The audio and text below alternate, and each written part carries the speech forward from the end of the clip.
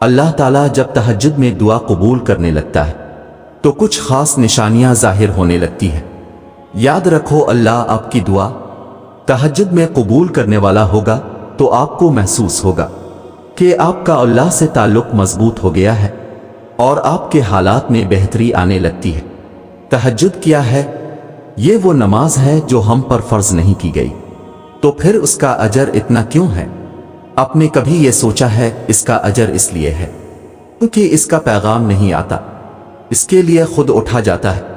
آپ کے دل میں موجود تڑپ آپ کو اٹھاتی ہے، ایسی تڑپ جو گہری نیند سے اٹھا لاتی، جو ہمیں آدھی رات میں اپنے بستر پر سکون سے سونے نہیں دیتی۔ اور اس تڑپ کے ساتھ جب بندہ اپنے رب کے حضور اپنی پیشانی زمین پر رکھتا ہے تو اس کا وہ سجدہ اسے فرش سے عرش پر لے جاتا ہے۔ اس خدائے بزرگ و برتر کی رحمت اپنے بندے کو اپنے سائے میں لے لیتی ہے۔ بندہ اپنے رب کے سب سے قریب ہوتا ہے، اس وقت بندے کا بہایا ہوا ہر آنسو آنکھ سے بہتا ہے اور سکون دل میں اتار دیا جاتا ہے، ہر تکلیف ہوا میں کھوسی جاتی ہے۔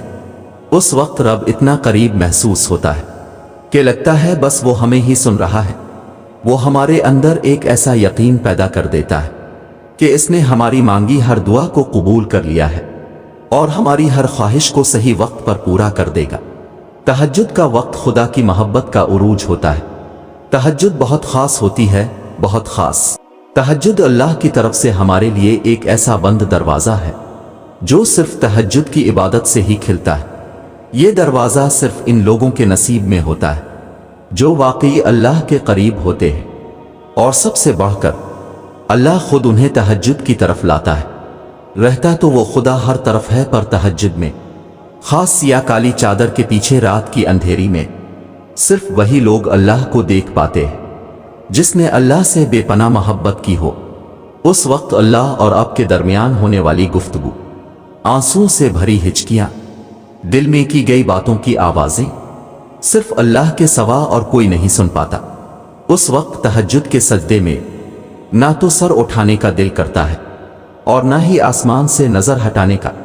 اور اگر ایسا ہو جائے کہ کبھی اسی دوران تمہاری اللہ سے تہجد میں ملاقات ہو جائے اور وہ تمہارے روبرو آ جائے، وہ منظر تمہارے لیے معجزہ سے کم نہیں۔ تہجد پڑھنے والوں کے لیے معجزے غیب سے اتارے جاتے ہیں۔ رات کی تاریکیوں میں جب کوئی شدت سے اللہ کو پکارتا ہے تو سارے عرش والے اس کی جانب متوجہ ہو جاتے ہیں۔ پھر اللہ فرماتا ہے، کہو کیا مانگتے ہو، کہو کیا فریاد لائے ہو، کہو کیوں رو رہے ہو اے دن بھر مسکرانے والے۔ پھر جب تم اپنی عرضیاں اسے سناتے ہو اور اس کے روبرو سجدے میں گر جاتے ہو تو وہ حکم دیتا ہے ان دعاؤں کی قبولیت کا جن کے جواب تمہیں لگتا تھا کبھی نہیں آنے والے۔ پھر وہ تم سے کہتا ہے، لو بھر دیا دامن تمہارا، یقین کی جھولی پھیلانے والے، کن لکھ دیا گیا ہے۔ اب میں تمہارے نصیب میں مان گیا ہوں، میں مان گیا ہوں تم سے، مجھ کو منانے والے۔ تمہیں لانا تھا مجھ تک یہ امتحان تو بس تھے بہانے۔ تہجد میں کچھ تو خاص ہے، تبھی میرے اللہ نے اس کو اتنی فضیلت والی عبادت کہا ہے۔ کچھ تو خاص ہے، تبھی اللہ اپنی اس عبادت کے لیے پہلے آسمان پہ آتا ہے۔ کچھ تو خاص ہے، تبھی اللہ کسی کسی کو چنتا ہے، جس کو چن لیتا ہے پھر اس کے لیے معجزے کرتا ہے۔ تمہارا تہجد تک آنا ہی تمہاری دعویٰ کی قبولیت کی سب سے بڑی نشانی ہے، پھر تم کیوں اس کی دیری کو اس کا انکار سمجھتے ہو؟ تہجد اللہ کی طرف سے دعوت نامہ ہے۔ جب اللہ کو کسی سے ملاقات کرنی ہو اور بات کرنی ہو تو وہ اسے تہجد کی لگن لگا دیتا ہے۔ جب یہ سارا جہاں خاموش ہوتا ہے، پھر رات کی تاریکی کے اس عالم میں خدا اپنے بندے سے ہم کلام ہوتا ہے، اور تب یوں محسوس ہوتا ہے جیسے شاہ رگ کی حدوں کو توڑے ہوئے وہ رب ہم میں سما گیا ہے، اور محبت کی کیفیت دوڑنے لگتی ہے۔ پھر میرا رب فرماتا ہے، مانگ مجھ سے میرے بندے، تو نے جو مانگا میں نے دیا تجھے، مگر تب اللہ کے سوا کسی کی طلب ہی نہیں رہتی، اور پھر طلب اللہ کی ہو اور وہ نہ ملے، ایسا تو ممکن ہی نہیں۔ تہجد کا آغاز انسان سے تو ہو سکتا ہے، مگر اختتام صرف اللہ ہے۔ دل میں اوٹیتی ہوئی مسلسل تکلیف جب رات بھر جگائے رکھتی ہے تو روح کی بے چینی اللہ کے روبرو لا کر کھڑا کر دیتی ہے۔ پھر کچھ درد سنایا جاتا ہے، اور دعا کے لیے بے جان ہاتھوں کو اٹھایا جاتا ہے۔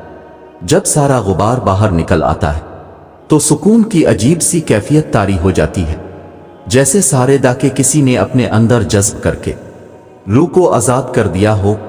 اللہ سے کی گئی وہ ایک ملاقات، وہ ایک گفتگو ساری الجھنیں سلجھا دیتی ہے۔ پھر مجازی ڈاکے نہیں بلکہ حقیقی محبت سونے نہیں دیتی، پھر رات کی نیند اچھی نہیں لگتی، پھر بس اللہ سے ملنے کی طلب رہتی ہے، پھر دنیا کی خواہشیں ختم ہو جاتی ہیں اور عرش والے کی لت لگ جاتی ہے۔